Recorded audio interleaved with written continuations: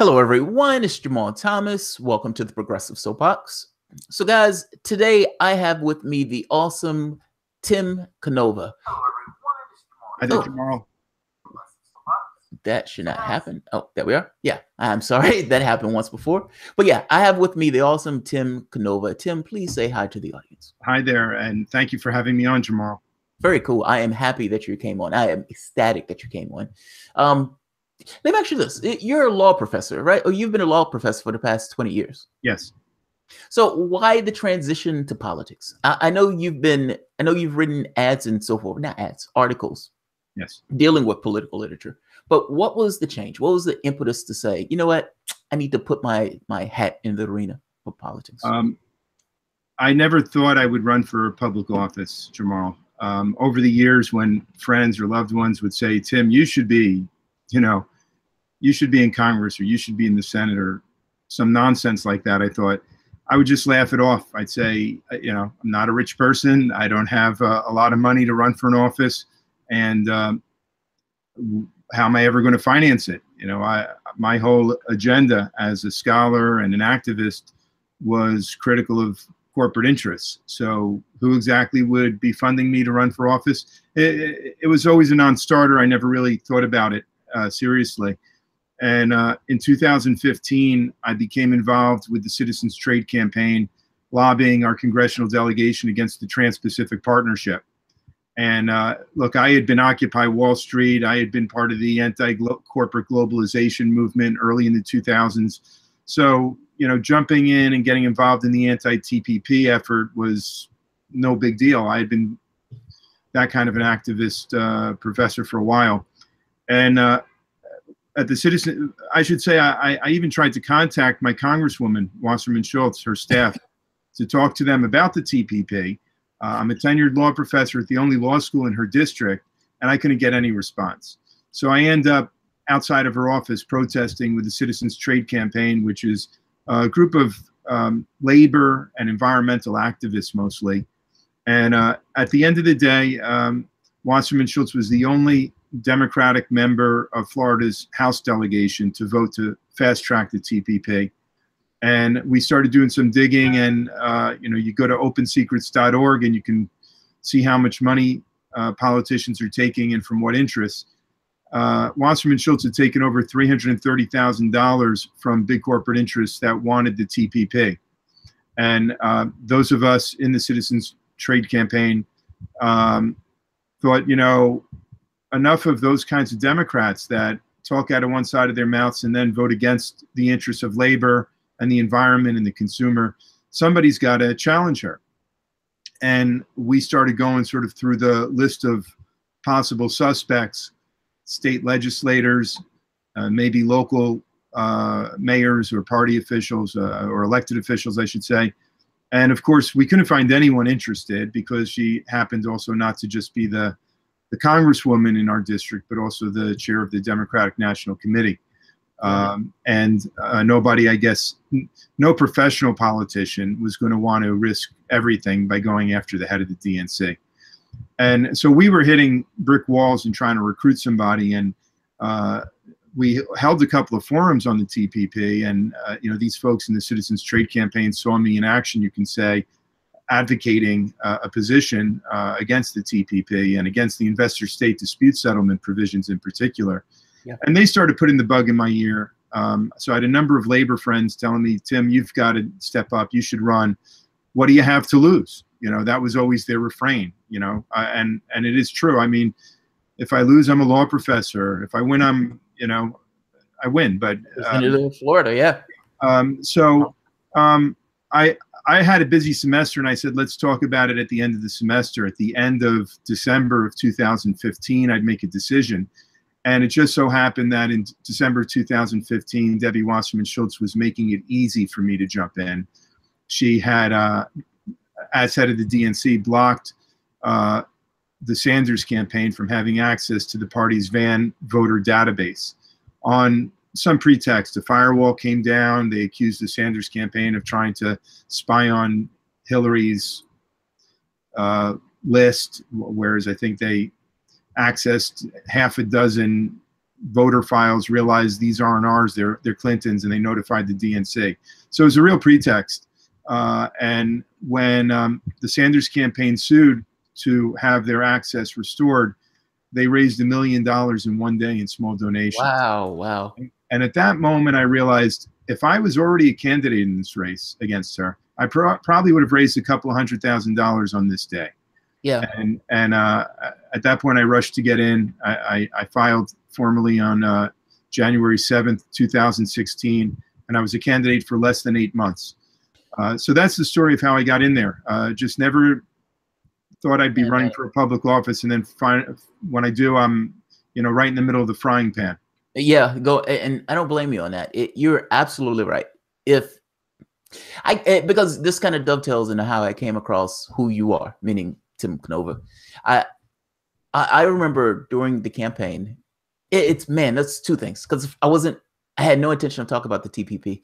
Could you explain the investor-state dispute? So TPP was part of my political awakening when you have a Democratic president screaming that this is progressive legislation, or this is, trust me, and all this other stuff. And you can read the document yourself and you're like, oh my God, he's lying to me. Yeah. It's one thing if you say you believe a certain thing. It's another thing where you can compare it to that objective world and say, wait a minute, this looks like it's losing sovereignty of the United States. You're essentially saying if a company puts something in my water, a chemical in my water, and the state bans it, they can take us to an international tribunal that we have no say-so within our laws. That seems like it's undermining U.S. sovereignty. Absolutely. Am I misunderstanding? No, you've got it right, Jamal. And that international tribunal is an arbitration panel made up of corporate lawyers who have drafted these provisions and defended corporations and actually represented corporations in these kinds of suits against nation states. These investor protection, investor state dispute settlement provisions, they exist in NAFTA, the North American Free Trade Agreement. They exist in dozens and dozens of bilateral investment treaties that the U.S. has with other countries. And there have been a number of efforts to make them part of the broader, international trade framework. And so we had studied this. I had studied it for a number of years.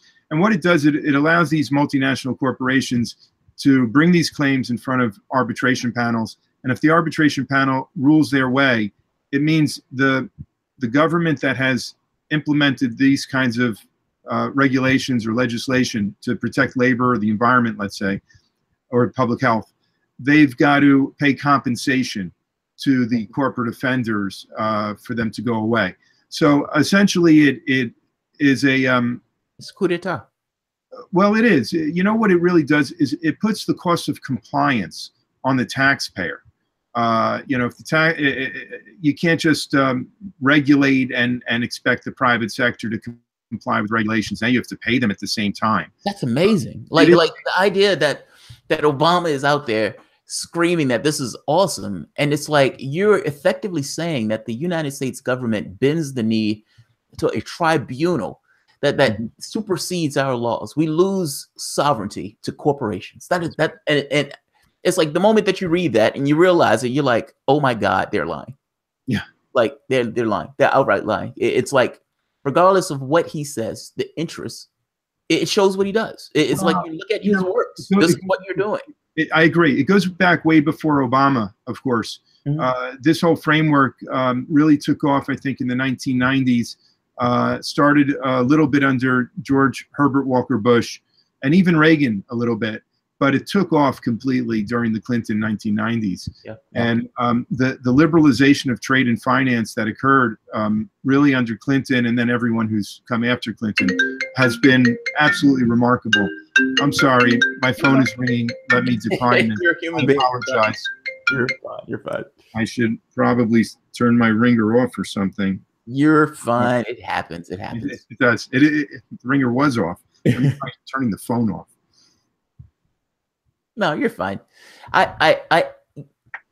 It's funny when people talk about Democrats and everything else, and they talk about trade, they miss this thing of how this attacks workers. Yes. Like how, regardless of, you have labor unions and everything else that assist Democrats getting in office. And then you have stuff like this that Democrats pass that sticks a knife in the back of labor. Well, It's amazing. and I think a watershed was those 1990s when Clinton paved the way for China to enter the World Trade Organization and to have permanent normal trading relationship status with the United States.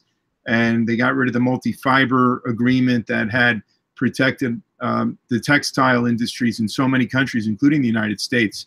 And, you know, prior to China joining the WTO, the race to the bottom was in Mexico. NAFTA had led to a lot of outsourcing of American manufacturing jobs just south of the border to the maquiladoras. But once they let China in, I think in 1 year alone, Mexico lost over 250,000 maquiladora jobs to China. So, Wow. you know, you talk about that big sucking sound that Ross Perot talked about with NAFTA. Well, China coming into the WTO was a milestone, and it really decimated manufacturing jobs in the United States and in many other countries around the world, including poor countries. And, you know, China, of course, it always had a very weak human rights record, you could say. And as far as political freedom and things like that go, just terrible record. But, you know, we entered a brave new world where that stuff doesn't really matter anymore. You know, we'll trade with anyone. And, you know, we've seen our own political standards deteriorate and our own freedoms deteriorate during those years. So I guess the attitude now is, who are we to point the finger at others? Yeah. You know, as long as it's good for the U.S. Chamber of Commerce to be outsourcing American jobs by the millions, let's do it.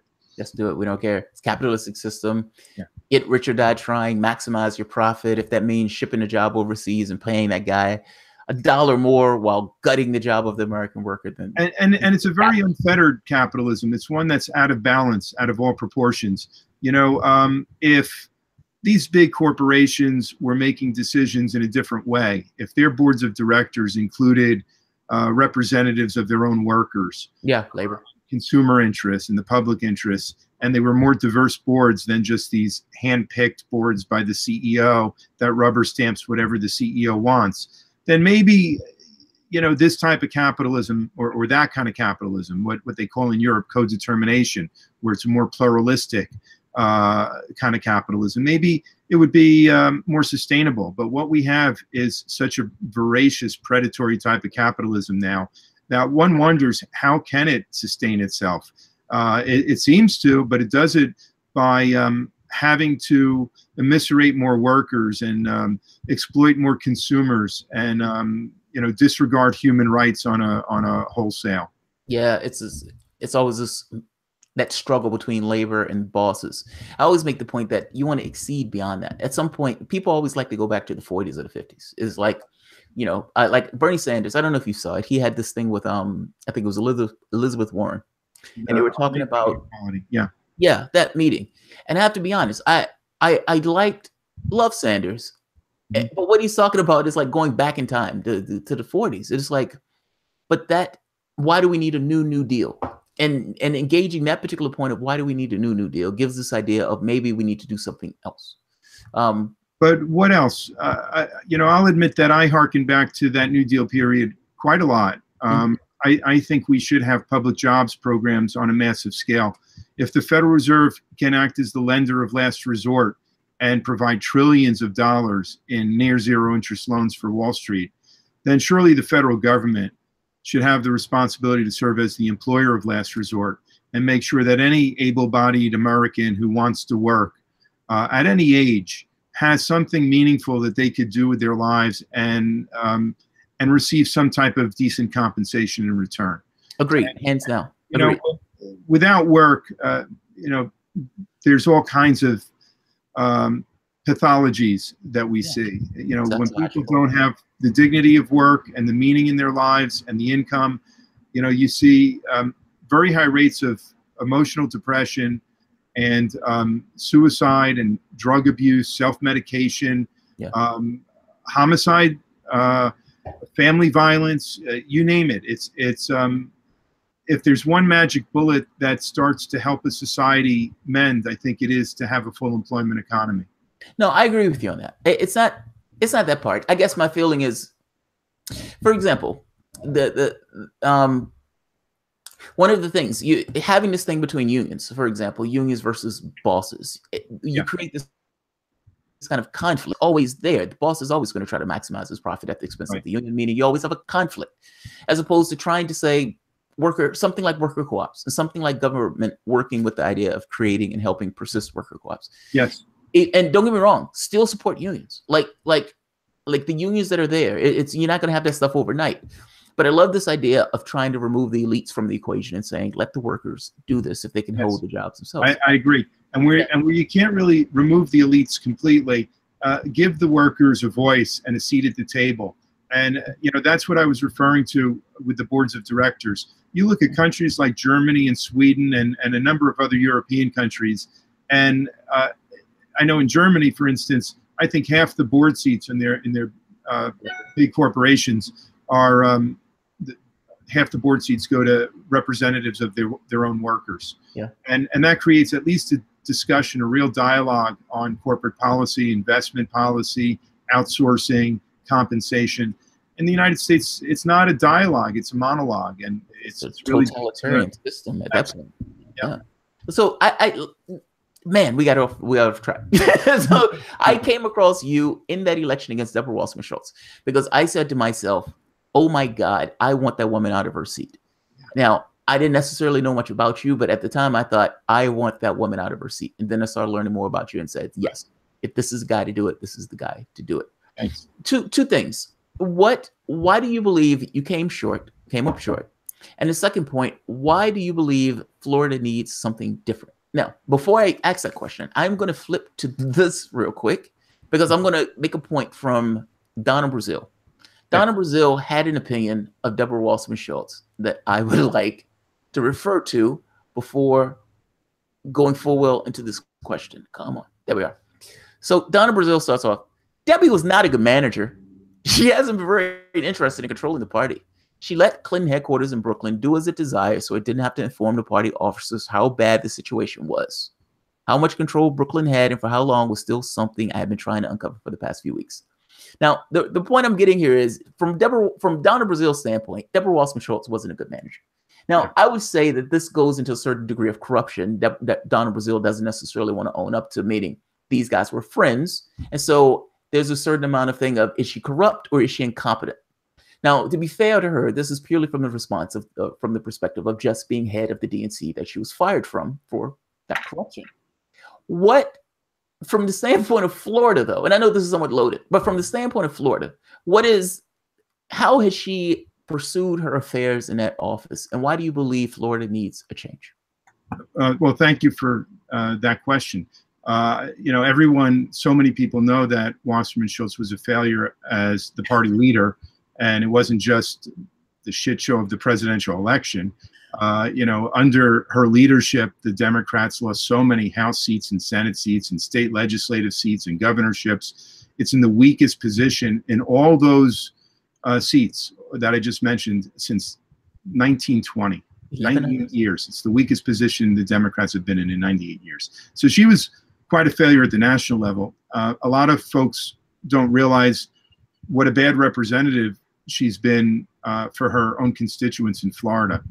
And I think it's related. The two are related because what's the common thread is her dependence on corporate interests, on huge corporate backing.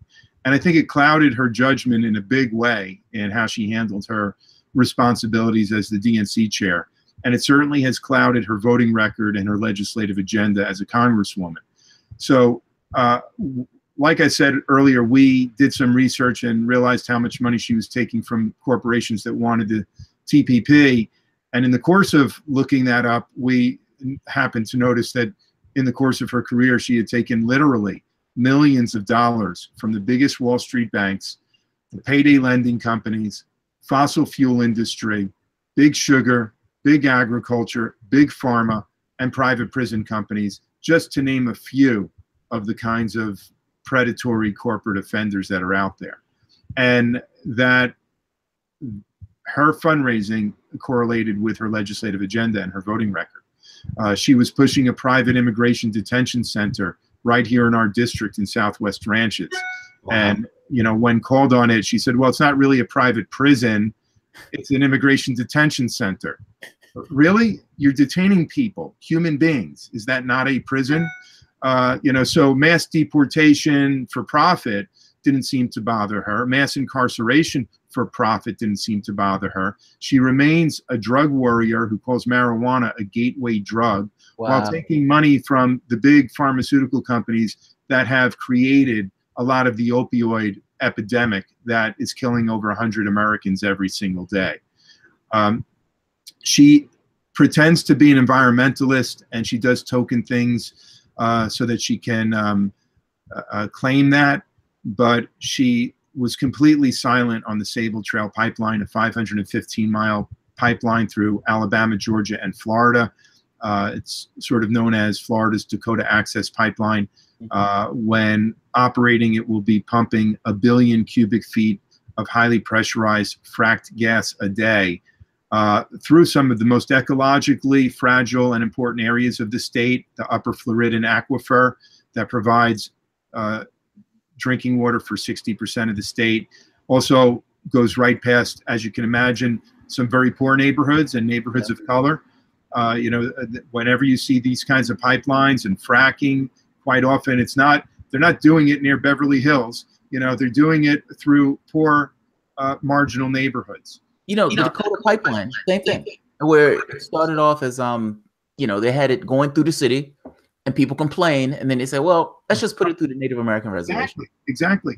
Yeah. And what else? She's supported predatory lending. She wrote the bill in Florida when she was a state legislator that allows these payday loan companies to charge over 300% interest rates. And then as a congresswoman, she was pushing a Republican-sponsored bill that would have prevented the Consumer Financial Protection Bureau from regulating payday lending for a 2-year period. It's basically the Trump agenda. It's the Trump agenda. So she rails about Donald Trump, but her shilling for corporate interests is almost unmatched.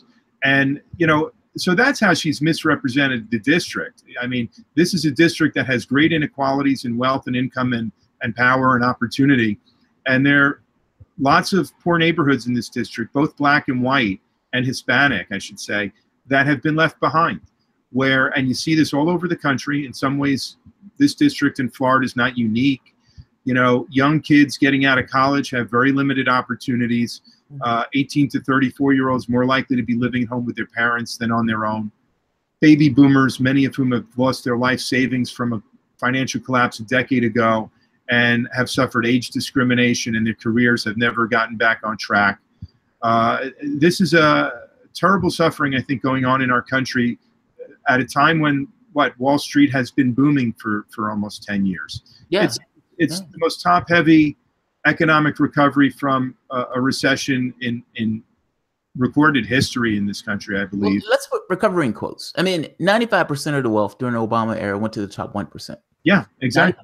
95% of the jobs created were low income or middle wage. That's right. I mean, low income or service. Yes. So yeah, top heavy is an understatement. I mean, that's the worst that Trump could do is 5%.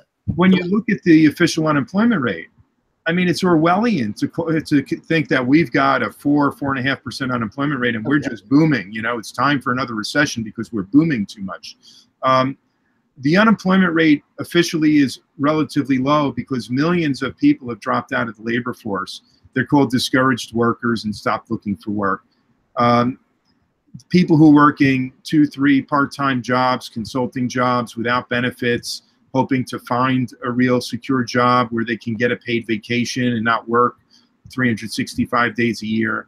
None of that's reflected in the official unemployment rate at all. And, millions of Americans, well, I shouldn't say millions, but a lot of Americans driving Uber, the sharing economy, that's filling in the gaps. I know people with advanced degrees who are driving Uber. So this is not a healthy economy. We need a new deal. We need jobs programs, conservation kind of programs, health services, schools. The condition of K-12 in this district is shameful, and Wasserman Schultz should be ashamed of herself for not speaking out about it. We got mold growing in classrooms, hundreds of children and faculty, teachers, and staff getting sick every week from mold in the classrooms. Teachers are paid terribly for a high-cost county. I think the average salary is like $41,000 a year for these teachers. And when you think of what the large class sizes, tough teaching schedules, and you think what we are asking them to do, to educate our children during very difficult times under tough conditions, and unfortunately also to put their lives on the line to protect the children whenever there's a shooting in a school. And for all of that, they're paid a pittance. And the federal government should be subsidizing local school teacher salary and hiring a lot more teachers. That was John Kennedy's position in 1960 in the presidential debates against Nixon. And it's amazing how far we have fallen since then, not how far we have advanced. Well, it's not really just we. I mean, it's the parties. Let's be honest. Let's call it what it is. The public itself, to some degree, kind of contorts around how the parties go, meaning as the party moves further and further and further to the right, well, the public doesn't know any different. So the generation that becomes Democrats during that period of time believes that this is just what Democrats are. The people who were around when Democrats weren't that way fell out the party. It's like, I didn't leave the party left me. Which kind of gets to the point. You don't take money, in a sense, from corporations, from super PACs and those type of things. And so why don't you take money? I'm asking this question as a leading question, but explain to the people why. What's your method? What's your reasoning for why you don't take cash? I think this is one of the biggest structural problems in our political system, is the corrosive influence of corporate money on our politics. And on issue after issue, the public has policy preferences that are rather progressive, but the politicians keep voting against the interests of the public and in the interests of these huge corporations. Exactly. It prevents any real dialogue and debates from occurring, especially in the primary level, but even in general elections quite often. The parties, both parties, the Democrats and the Republicans, have become essentially conduits for funneling corporate money from corporate interests and lobbyists to a political consulting and media class. And that's why the political consultants and the mainstream corporate-owned media will always favor these incumbents, will have news blackouts against insurgent campaigns like mine.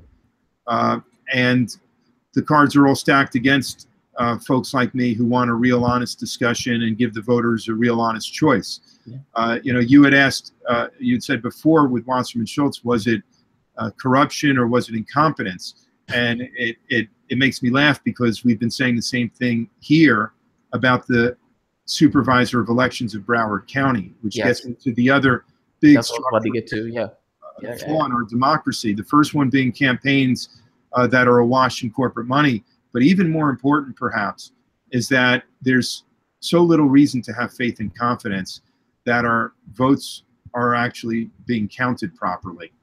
You challenged them on this. I mean, you took them to court on this, and I found this fantastic. That's why I did a video on it, because I thought it was amazing. I thought I was like, there's certain things that take place where you say, wow, this is happening in real time. And if the edifices that we have around us are supposed to work, then they're supposed to work in situations like this.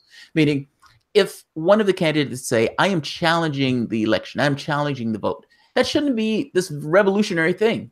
It should just be, okay, we're going to, whatever the legal processes are, we're just going to follow the legal processes. But in that case, in Broward, not so much. Explain what took place in Broward and what's taking place currently with regards to the laws. As way of background, I'll say that the last campaign in 2016, we raised a tremendous amount of money in small donations from around the country and around the state. 209,000 times somebody went to their computers and clicked on it and donated an average of $17. Wow. And, when you're raising that kind of money, the consultants come out of the woodwork and, of course, want you to spend the money with them on all kinds of things that perhaps are not all that important. When Bernie Sanders called me up to let me know that he had endorsed me, and that was in May of 2016, I'll always remember we spoke for a while about my race, about the district, but at the end of the conversation, he gave me a piece of advice, which was to not trust the consultants, that they'll promise you everything, take all your money, and leave you with nothing. And to do so. And I took his advice seriously, and I assured him actually that we were putting our resources into the ground game, into the field. Oh, come back to me, Tim. Come back to me. Tim will be back. I'm going to delve into this particular subject. I find this subject extremely interesting, especially with the Sanders part. So when he comes back, when he gets reconnected, this is going to be a very interesting conversation, because Tim is kind of making this point that, look, I've spoken to Sanders. I've had the conversation with Sanders. Okay. I'm not going to say it now. I'll wait till he comes back. He'll be back shortly. He will be back soon. Look, Tim is hitting on something very important about the money and the corrosive effect of money. What do you do for $1? What do you do for $1,000? What do you do at your job? And how do you act at your job as opposed to how do you act outside of your job? The money itself buys a particular behavior. It bends you to the behavior of whoever you're working for. So you can imagine if a politician is getting a large share of cash, I'm giving you a bunch of money. Well, the politician is not incentivized in one iota to attack the person who's giving them the cash. In fact, it's usually the opposite. They will most likely bend to the person who's giving them the cash. They need that money to run. They need the money to get elected. The person with the largest amount of cash is usually the one that gets elected. I think like 90-something%, some ridiculous amount. So you can imagine that if your goal was to get elected, what do you do to get elected? If you know that the overwhelming number of people who wins, they win based upon the amount of money they have in their war chest, what do you do to get elected? What do you do to get elected? Tim is right. The reason why I asked him, why don't you take cash? Because I kind of wanted him to get to this point of, well, I don't want to be bought. I don't want to be bought. If I want to be bought by anybody, I want to be bought by the population of Florida or the population of the United States who supports my campaign. I like that. It's crowdfunding. It's showing that there's this kind of crowd support for the politician itself, as opposed to corporate support for the politician that his opponent enjoys, where all of this money is kind of handed down.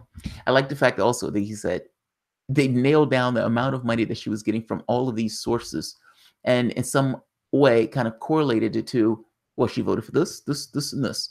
Even stuff that goes along against Democratic dogma to some degree, she was still on board for if they were giving her a paycheck. It's fascinating. It's absolutely fascinating. But let's be fair. This is progressive. This is our philosophy of sorts. I mean, we full well believe that if somebody is paying you, you are fundamentally being bought because somebody is paying you. Integrity doesn't apply. At least I don't believe integrity applies. I think people function within the rules of their system. If their system, it tells them they're going to get an advantage doing X, they're going to conform their behavior to doing X. I think that's the world and the system that we have, especially from a political standpoint. So hopefully Tim comes back to me. I really want to delve into the Sanders thing. And let me tell you what I mean. If you remember, Tim, while he was here, said he's had conversations with Sanders. Sanders at one point put him on the board of a committee for the Fed. There was an interaction there. It wasn't fly by night. Take a look at this. Since he's not here, he'll come back.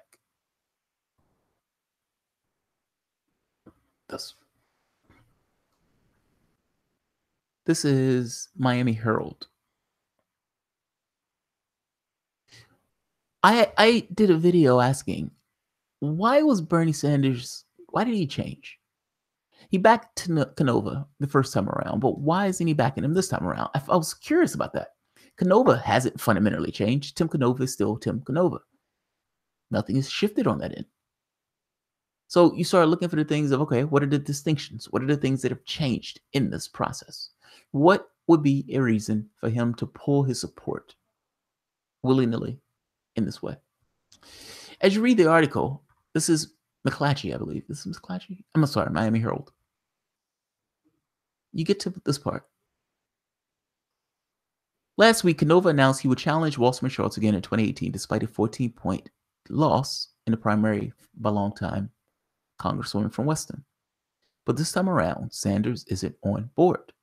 I have no idea about Canova. I honestly don't, Sanders said when asked if he plans to support Canova's second bid against Deborah Wasserman Schultz. I know nothing about Tim Canova. Well, wait a minute, Sanders? How can you know nothing about Canova? It's like, how can you know nothing about Canova when you were on the phone with the guy, when you supported the guy. I got the video where you were out there supporting the guy. You put him on your committee. You just said, Tim Canova just said here, said we were on the phone together. He gave me advice. What's different? What's changed? I'm stuck with looking for the difference in those things, distinctions. One of the differences is that Tim Canova decided to challenge the election itself, election integrity. Oh, there you are, Tim. You're back? I'm back. Let me just click on this, and there I am. Okay. Okay, yeah, you're fine. I was spitballing while you were gone. I assumed that you were coming back to me.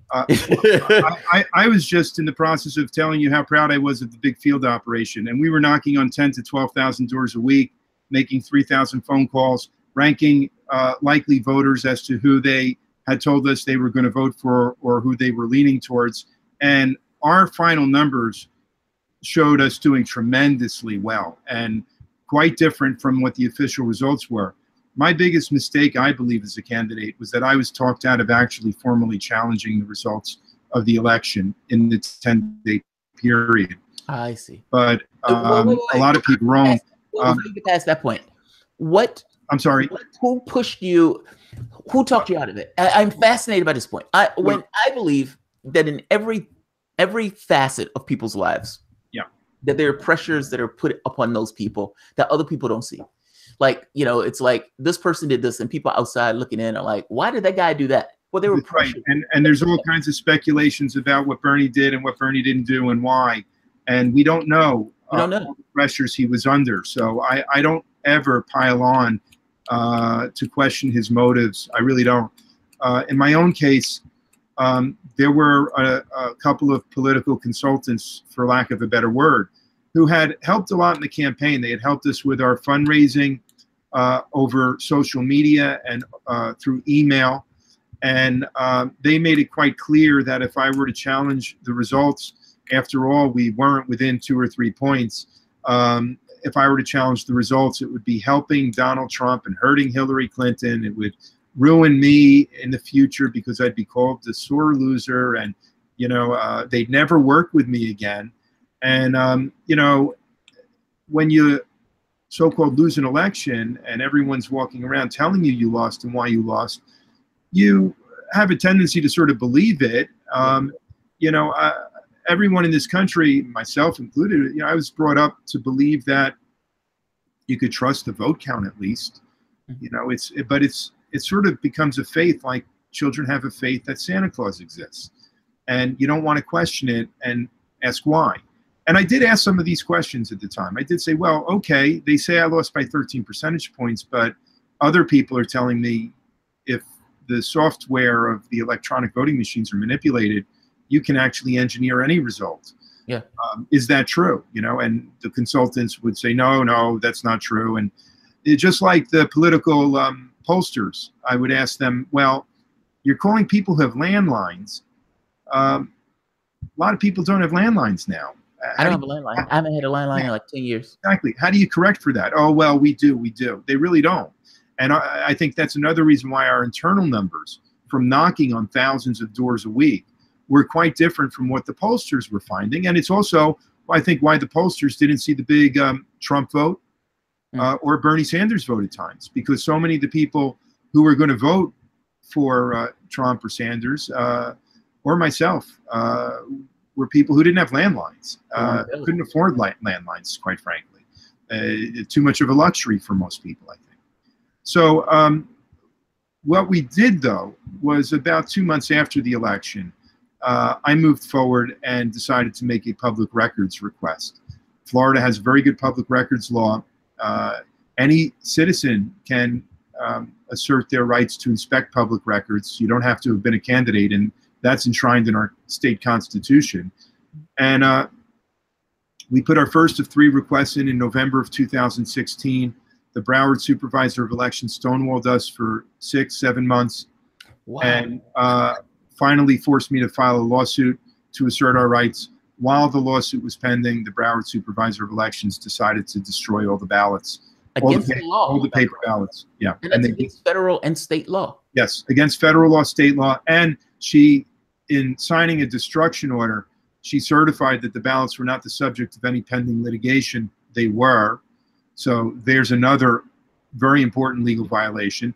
And the fact is that once a lawsuit starts, you can't spoil evidence, and this is spoliation of evidence. There's so many infractions of the law, federal, state, federal and state, that it's mind-boggling. And trying to get a real investigation going, you know, it seems to be real difficult. This is profoundly aggravating to me. I mean, profoundly. And Jamar, I know it's aggravating to you, but yeah, no, it should be to everybody. You know, I bring up what happened to Bernie in New York in the primary in 2016, where the New York City Board of Elections has now admitted that they purged over 200,000 voters from the voting rolls in the days before the primary, and they said they have promised they'll never do it again. But there's slap on the wrist.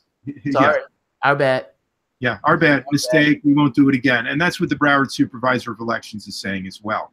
So you really seem to have two different systems of justice in this country. If you're wealthy and powerful and politically connected, apparently there's not going to be real criminal investigations that are going to follow your wrongdoings, whether it's purging citizens from voting or destroying ballots or creating financial frauds on the American people like the Wall Street banks. No criminal legal repercussions for any of that. But you know, if you're not politically well connected and you walk out of your lane, you might be facing jail time for some silly infractions at times. I mean, the drug war is a perfect example where millions of people have gone to prison for using the same drugs that like the last 5 American presidents have used. Yeah, I mean, Obama was a flamboyant drug dealer. I mean, not dealer, a drug user. I mean, he was a pot user. He was flamboyant about it. They had pictures with him smoking pot with a Kango hat and all this stuff on. Right. I think that was one of the things that bothered me the most. There were several things about Obama's presidency that bugged me. Knowing that there was a document showing that Nixon started this drug war to lock up blacks and hippies. And here you have somebody who's black and a hippie who gets to be a president and knows from his own personal experience, knows that this is not like the idea that you can have somebody who's walking on the street and get locked up by an alcoholic cop is shameful. Yeah. Like as if the distinction between these two drugs. Alcohol kills how many people a day? Pot doesn't kill anybody a day. Absolutely. You're absolutely right. Like you start putting that stuff in context. It's aggravating to me. And people who sort of apologize for Obama's shortcomings or failures, you know, they'll point out that the Republicans controlled the House and Senate for a number of the years. But look, there were a couple of years where the Democrats controlled the House and Senate, and there were even a couple of months where they had a filibuster-proof Senate. Yeah. And, you know, if you're not willing to strike and push your agenda full tilt when you have that kind of control of all 3 branches, then what's the point? You're never going to do it. And what it really highlights is that it wasn't that Obama didn't have control of the House and Senate. He didn't have control of his own party.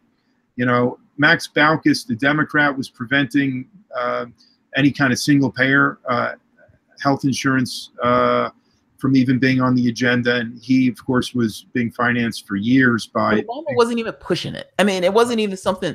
The moment that he took office, the idea of even a public option went away. Yes. Vanished. And there's the option that he talked about vanish. There's a difference between Obama and a Franklin Roosevelt. Franklin Roosevelt, he had to tame his party. Yeah. Of course, the Democratic Party, even back then, had come through a period of a lot of corruption and corporate influence. And Roosevelt had to basically go over the heads of the Congress and his own party and appeal to the American people. Yeah, agreed. So this goes into this other point then. I've often made the point that Democrats are vacuous, that for all intents and purposes, they don't really stand for anything. Ultimately, they're a little bit least worse than whatever the Republicans are as a political gimmick. Democrats don't care about the poor in the same way Republicans don't care about the deficit. These things are just political talking points. Now, there may have been one point where they did, in which case they're just kind of coasting, but it's different. It's more rapacious. I don't think people see it but I think people see it more now than they did before, just because YouTube and everything else. You've switched political ideologies. You've moved into being an independent. Now, I say that. Well, let me just correct you. I was going to say your ideology hasn't changed. I misspoke. I just mean you shifted to be an independent because you didn't believe you were getting a fair deal with the party. Right. Is that right? That is right. So this was a tough decision. I first registered Democrat the first time I registered as an 18-year-old.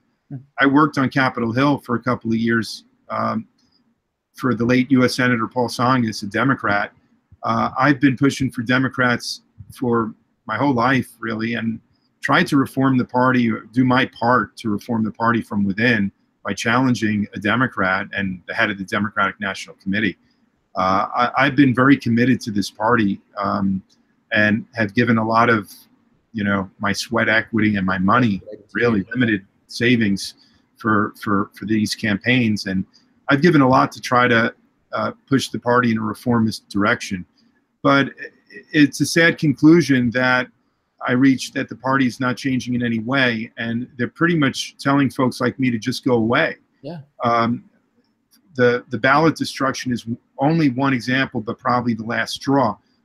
When the evidence was quite clear, when the supervisor of elections herself admitted in videotaped depositions that we released to the public that she had destroyed these ballots in violation of federal law, and that it was just a mistake, and that she did sign the destruction order saying, that they weren't the subject of litigation, and they were, and she just signs anything put in front of her. That's all clearly out there, and I couldn't get a single Democratic Party official in Broward County or Miami-Dade or statewide to come out and say, we need an investigation of this. This is a party that shields its incumbents from debates, showers them with corporate money, and excludes challengers like me from even public forums. So why try to compete on this small playing field of a closed primary? That's how it is in Florida. You've got to be a registered Democrat to vote at the end of August. These are very low voter turnouts. They're hidden from the media. The party doesn't publicize them with debates. It's like, what's the point? They don't want it. It's like the less number of people to vote, the better off for the incumbent in this point. It's all stacked for the incumbents. I think the primary mission of the Democratic Party has become defeating progressives in primaries, keeping the party corporate. The secondary objective is to defeat Republicans in general elections, but it's only secondary. It's not as important. Okay. And so all of that really led me to start questioning whether I wanted to stay in a closed primary. And at around the same time, you see this millennial generation and even younger, the so-called school shooting generation becoming so politically active. And those millennials, I mean, I've been impressed with these young voters for a long time. They were on the front lines of Occupy Wall Street and all the Occupy movements around the country, Los Angeles, Fort Lauderdale, Miami, you name it. They were instrumental in some of the pipeline, Doppel, Standing Rock protests, Sable Trail protests, the Trans-Pacific Partnership protests, and a big part of the Bernie Sanders energy, a huge part of it. And you take a look at these young voters, and the polls are showing 60 to 70% of them are not Democrat or Republican. They're non-party affiliation, they're independents, and they're not going to change and become Democrats or Republicans because they're just tired of the hypocrisy and the corruption in both these parties. And, people can bemoan and they can criticize them and say they've got to understand the lesser of two evils. You got to vote for it sometimes. This seems to be a generation that many of them would rather just not vote at all. And I think this is not healthy for democracy. So I'm excited to be on the ballot in November as an independent. And we're going to be engaging not just Democrats and Republicans, but independents. Excellent. And Greens and Libertarians and, anyone who can vote. And I think it's an exciting moment for our campaign. And it could be a watershed, I think, for shaking up the two-party system. You have no idea how happy I am that you said that. I've been on this crusade of no. And what I mean by that is there's a power distribution between the Democrats and everybody else, meaning the people who tend to vote Democrat, that is unequal and problematic in the way that they go about it. I suspect that part of the reason that nobody came to your aid, despite the evidence being overwhelming that they broke federal and state law, had to do with this thing of you have nowhere else to go. Yeah. Like until they've gone with this premise that they have nowhere else to go. We can be less worse. We can use that as a political sign. They have nowhere else to go. So you have this thing where blacks aren't necessarily jazzed up by Democrats. They're just terrified of Republicans. Hispanics are not jazzed by Democrats. They're terrified of Republicans. Labor is not jazzed up by Democrats. They're terrified of Republicans. So if this is the distribution that you have where it's like, well, we can behave in this way because at the end of the day, they're going to vote for us, not because they love us. We don't care if they love us. They're going to vote for us because they're terrified of the other guy. And you can use that as Yeah. It's Yeah. like it's like a battered spouse relationship. That's exactly what it is. I've often used that term. Said, he drinks, he smokes, he smokes crack, he has sex with the neighbor, and then at the end of the day, it's like he has a good heart, and he tells me that I have nowhere else to go, and that I'm overweight, and that I'm a slob, and nobody would ever love me, and so I say, Right. okay, I'll Right. stay. Yeah. I mean, and that's what it boils down to. Isn't that the politics? Isn't that the politics of triangulation? It needs to be broken. I mean, and it needs to be broken in the way that you're breaking it, saying, fair enough, you're not giving me a fair shot in the Democratic Party. Well, fine. You think I have nowhere else to go? I have somewhere else to go. I'm going to run in the open. Now, you're going to cry, you're going to bemoan, say, oh my God, you're going to help Republicans win. But fact is, I think there is a fundamental difference between you and a Democrat. I think there's a fundamental difference between people who support you and Democrats. And just like you would have a green on the ballot, if you were in Europe, that green would be against a conservative, against a liberal Democrat, against a whatever. Same thing here. And Jamal, I hear people bring up the spoiler type of argument. Oh, you're gonna open the door for a Republican to win this seat. What they're really saying is we don't think Debbie Wasserman Schultz can win a three-way race. That's exactly what they're saying. And when they bring up the Ralph Nader history or analogy, first of all, I think for every Democrat who defected from Al Gore to vote for Ralph Nader, something like more than a dozen Democrats voted for George W. Bush. Yes. Okay. Yes. They never say that. They don't mention that. Okay. Hundreds of thousands of African Americans in Florida didn't get the vote. That's right. That's right. Felony disenfranchisement. Absolutely. There was a video where Al Gore is gaveling down one person after the next, who's coming up saying, wait a minute, these people didn't get the opportunity to vote. They needed one senator, and they couldn't find one. But there's a lot of other differences between the year 2000 and Ralph Nader and 2018. Yeah. Times have changed a lot. We're in year 10 of a Great Depression that nobody will call a depression. Yes, there's economic growth rates. There were economic growth rates during the 1930s, much bigger economic growth rates then than we've had from the last 10 years. But they still call the 1930s a Great Depression because people remained upside down. They lost their life savings. They didn't have good job opportunities. We're living through a depression again. Life expectancy is actually declining in this country for the first time. It's awful. So under these circumstances, and another difference between now and Ralph Nader's time is, again, that an enormous part of the population are now not affiliated with either party. Something like 41% are now non-party affiliation, larger than either the Democratic Party or the Republican Party. So, I'm able to run as an independent because millions of people out there are already there. They've decided they don't have a home in either of these two political parties because the parties take them for granted. I think it goes beyond that, Tim. I mean, you put teeth on pushback. Like, what I mean by that is the business model of you have nowhere else to go gets broken the moment somebody says, yes, we do. I may not necessarily be able to win, but fact is there are going to be certain people who vote for me who may have voted for you under normal circumstances, meaning you may not be able to win either. Like it puts that to task of saying, no, you're not going to be able to use this political strategy. We all go in a ball of glory if this is the way we're going to go. If this is the way you're going to pursue your affairs, if you're going to cheat other candidates, if you're going to screw around, because it's not just your race. All throughout the United States, lefties who are running in these races are finding themselves at the whims of the establishment itself. There was a Vanity Fair piece that just came out. Right. Wasserman Schultz is gone from the DNC, but she still, has an enormous footprint that she puts down on Florida politics because she is sort of the middle person between the big corporate interests and the political class. Her Rolodex is filled with these huge corporate interests. And all over the state, I hear people saying the same thing, progressives, who are saying that the party is stacking the deck against them and that behind it all is Wasserman Schultz and her machine. So it's not just in this district that people are happy I'm running as an independent now. All over the state, there are a lot of progressives who are rooting for us to put an end to this corrupt political machine. So let me jump to Sanders for the moment, because I find this to be one of the most bizarre cases, and I am curious about your take on this. I have my own take on it, my own out my ass theory of or hypothesis of what's taking place. But I'm going to ask you.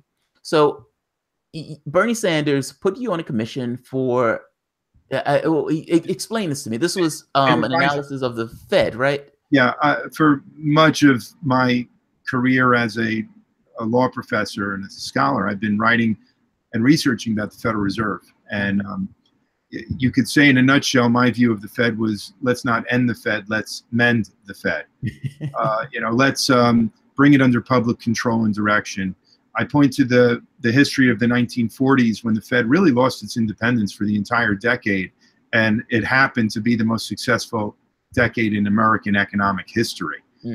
Not just World War II and the enormous expansion of the American economy during that war, but also in the post-war period with the GI Bill of Rights and the Marshall Plan, really remaking democracy around the world. And here in the United States, the New Deal really reached its fruition with the GI Bill of Rights. It wasn't perfect, and certainly black citizens and others sometimes didn't enjoy the same benefits as whites. But even Martin Luther King Jr. at the end of his life was calling for a GI Bill of Rights for his generation in the 1960s. And I still think that's the kind of model to tie service, hopefully civilian service, shouldn't have to be military service, to the full life of benefits that we all want. So where was I? I guess what is you guys, he knew who you are. Yeah, I mean, he knows who you are. I mean, yes, just to get back to Bernie, after the financial collapse in 2008, a lot of what I had been writing about the Fed started to get a lot more attention and respect, I should say. And I got a call from Bernie's office in 2011 asking me to serve on an advisory committee on reforming the Federal Reserve, which of course I was very happy to do so. And it was a stellar committee with the likes of Joseph Stiglitz and Robert Reich and James Galbraith and Jeffrey Sachs and others. I think I was perhaps the only non-economist on the committee. And it was an interesting time. We got to talk to Ben Bernanke, and I gave him a bit of my mind on what Oh, wow. So Bernie was aware of who I was. When I decided to run against Wasserman Schultz, I had no dealings with Bernie or his office for a couple of years. And they certainly had no idea that I was going to run when I announced I was running. And after I jumped in, I had folks who were telling me, you got to go looking for Bernie's endorsement. And my view was, first of all, it's unlikely we can get him to endorse us. We're running against the head of the DNC. Well, he did, by the way. Well, he did. The clip. I even played the clip where Sanders comes out and says, "Yes, clearly, I'm pushing for Tim Canova over Deborah Wasserman Schultz." And we never even asked for it. I didn't even see it coming. So it was a very exciting day when we got that endorsement. Now, this is what I want to get to. So I saw the endorsement. I was like, great, Bernie Sanders endorses Tim Canova. And then someone made the point, but he's not doing it this time around. And I thought to myself, well, what changed? What's the difference? What's the distinction? I honestly have no idea. I'll say Bernie is a U.S. senator who has to operate on Capitol Hill among a lot of constraints that you and I don't have. Right there. And if he wants to work with Chuck Schumer, for instance, there are a lot of carrots and sticks that perhaps were presented to Bernie Sanders, and I think it limits his range of freedom. Agreed. I don't think prior to me he had ever endorsed an insurgent candidate running against an incumbent Democratic member of the House or Senate. And since my campaign, I think he only did it once. It was to endorse a challenger to, I think, Lipinski, a Democrat in Chicago. Lipinski ended up winning. But I think that's the only other time that I've noticed, at least, that he's done that. And I'm very proud and was very gratified, very grateful that he did endorse us in 2016. I'd welcome anybody's support in 2018, but we don't run around looking for endorsements at all. We never have, with the exception, I should say, of labor unions, groups like that. We have gone through the process of filling out endorsement questionnaires. But even that process is often rigged for the incumbents and for Wasserman Schultz in our case, where they're unions that never do any screening. The locals here in the district are very supportive of our campaign, but at the national level in Washington, D.C., those national labor leaders, when they're left with the choice of supporting a challenger 1,000 miles away or having access to a congresswoman who's been the head of the DNC, for them, the choice is, I guess, an easy one, but unfortunately an undemocratic one. You know, I was shocked that labor unions was choosing Hillary Clinton. I was shocked any labor union chose Hillary Clinton. I hear you, and that's how I feel about Wasserman and Schultz. The reality is we helped prevent the AFL-CIO of Florida from endorsing her for the first time in her career, and we got some fantastic union endorsements. The Communication Workers of America at both the local and the national level, and National Nurses United, again, at both the local and national level, and some local unions, the Transport Workers Union and the Pipe Fitters. So we're just grateful for the support we have gotten from organized labor and from other organizations, you know, such as the National Organization to Reform Marijuana Laws. You know, there are groups like that that are issue-oriented, that have seen, they look at us, they see here's a guy who wants to end the drug war and end mass incarceration, and he has a different vision for what's possible. So, you know, we're very grateful for the support that we have gotten from really all over our district and all over the nation. And I would urge folks to go to timcanova.com, check out our issues page, and you'll see very detailed issue statements, real commitments that we make. And please go and throw us a few dollars and contribute what you can and spread the word to others, because this is what's going to win it for us, is to have a real grassroots campaign that's funded by the grassroots and that speaks to grassroots people and issues. And by the way, I asked that question because I agree with you. I think that's what it is. Nothing has fundamentally changed. Your campaign, Tim Canova is still Tim Canova is still Tim Canova. The only difference in this is it's not Sanders running for the presidency anymore. It's Sanders who has to deal with Democrats. And if he wants to run in 2020, has certain constraints on him that he didn't necessarily have prior. I fully agree with you on that. And he's done so much to wake people up and light a spark underneath the movement. You know, I'm forever grateful for him for doing that. He's not running for president this year, so a lot of people aren't paying as much attention to our race and other races. And you know, I urge people to pay attention, that the stakes are still very high, and that the political revolution that was running through South Florida again is running through South Florida.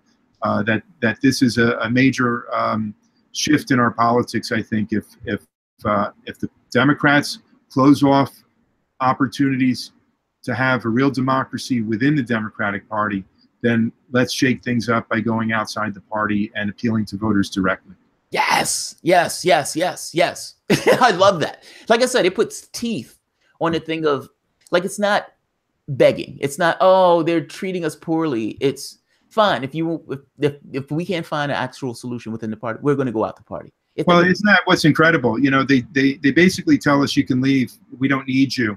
And then when you leave, they say you're fighting the party, right? And I'll tell you, the classic was, I think this was the weekend before the presidential election in November of 2016. That election was on a Tuesday, of course.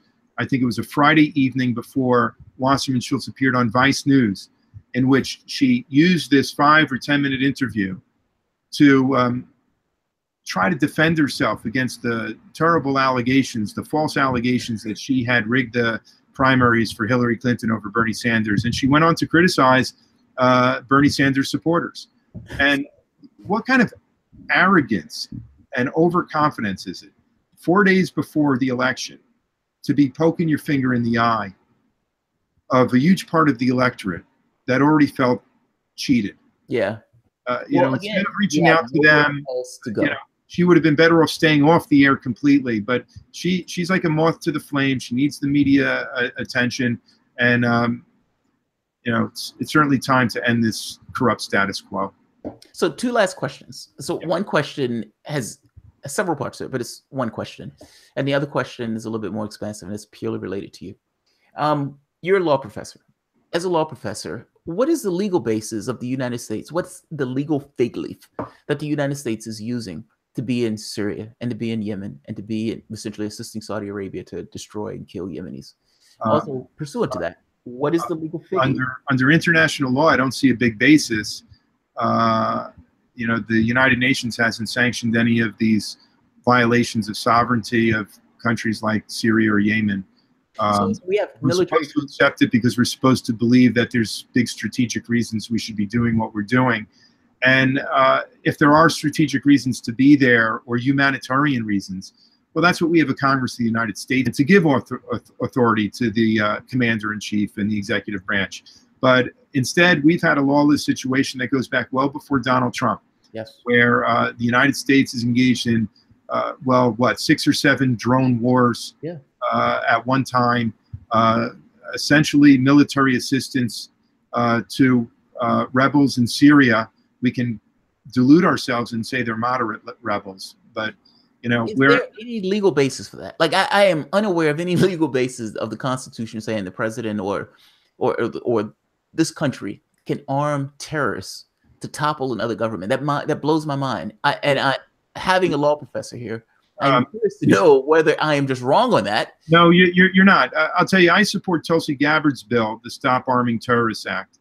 But isn't it a shame that it takes legislation to say stop arming terrorists? Right. terrorists? Like, it's like the moment that you say it, it sounds like it feels weird when you say it because it's something that you don't, you know, it's like we're arming terrorists. And they openly say it. Like in the UN, having these conversations openly, like we're arming moderate, blah, blah, blah. And they're using propaganda to say moderates, but moderates, my ass, they're not moderates. These guys they've shown that they've been paying terrorists across the board, not just quote unquote moderates, but they have been trying to get him out that seat, meaning they wanted him out of that government. That's right. And they've been using by hook or by crook to do it, lying to the American public, propagandizing to the American public. Here's another question.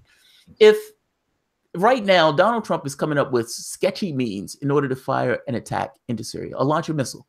Now, I was always weirded out by this when I watched the media, and the media fawned over this, not asking the question, is it legal for the president of the United States to just willy-nilly slap another country with a missile if that country is not attacking the United States?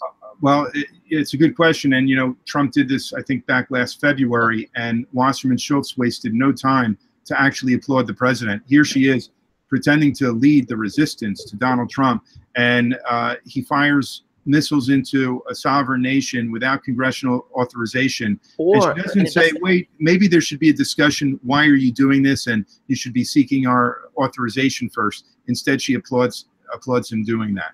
And the last question on this point, the idea between a just cause versus a just war. So even if they fire, I've continuously made this premise that they need to prove their case, and they haven't proved their case. They're essentially saying, they had weapons, they had weapons, they had weapons. When one case after the next, we've seen that Seymour Hersh, the people who were there themselves, including the UN, back in 2000, I think it was 13, when they actually did the UN Council, and the woman comes out and says, this looks like, shockingly, it was the rebels. Now, you know, and this is the point, isn't it? You know, if it's the rebels doing it, if it's ISIS or Al-Qaeda in Syria that are engaging in these chemical attacks on civilians, why would they be doing it? Of course, they would be doing it to try to implicate this Assad government when the Assad government is winning the civil war now. And that makes logical sense, by the way. The story that they're going with doesn't make sense. That motivation makes sense. And the thing is, if Assad really did it, then we should not be against investigating it, right? Right there. Exactly. But these are folks who want to shoot first and ask questions never. I was going to say ask questions afterwards, but no, they just want to shoot first and never ask questions. And we're supposed to trust them. You know, this is America. This is the United States. We're not supposed to just fall into line and trust the authorities. We should be free people who can question authority. Free speech and free political discussion is what this country was supposed to be all about.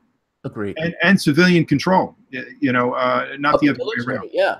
I mean, I strongly suspect that Trump may have wanted to be conciliatory with Russia, but let's be honest, he's a reality show host. He was on The Boss. He fired people on TV. So you have a military guy come to you with a bunch of brass things on his arm who's been in the military for like 30 years. And he says, look, Mr. President, if you don't sign this document saying we're going to do this drone strike, hundreds of people are going to die. Americans are going to be hit. All of these people in this region are going to get hit. Right. Sign this document. What is the reality show host who has no experience with the military supposed to do in this situation? Well, that might be the case for Donald Trump. It certainly doesn't explain the silence of Congress. You know, I suppose in some ways it does, right? Even members of Congress are going to defer to the military authority, and they're forgetting who works for whom, you know, and who should be accountable to whom. To the authority of the military. Agreed. Israel shoots multiple civilians outright using sniper rifles. They're using sniper rifles, meaning they can see exactly the people who they're shooting when they shoot those people.